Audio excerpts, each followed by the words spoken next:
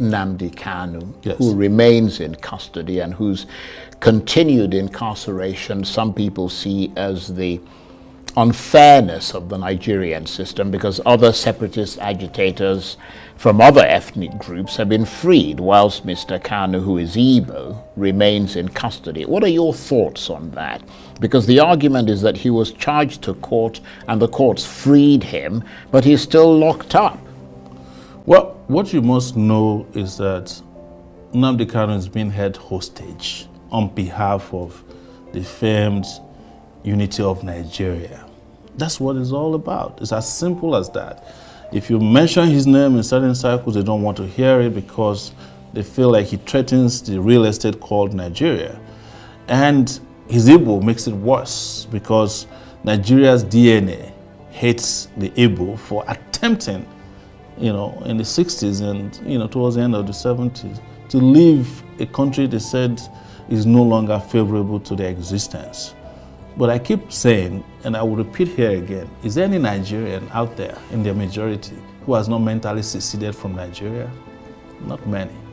That's why people are living in droves. Each time you get on a plane leaving this country is full, each time it's coming back, probably full too, but it is those who are coming back to pack their things that are coming back. That's the way I describe it. But the truth is that Nnamdi Kanu has been held hostage. He was abducted from Kenya, extraordinary rendition.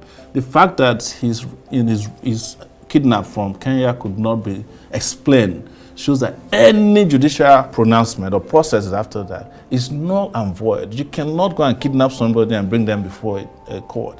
And the courts have made it very clear, even up to the Supreme Court, that he did not jump bail. It was the military that went to his house to kill people, and then he escaped.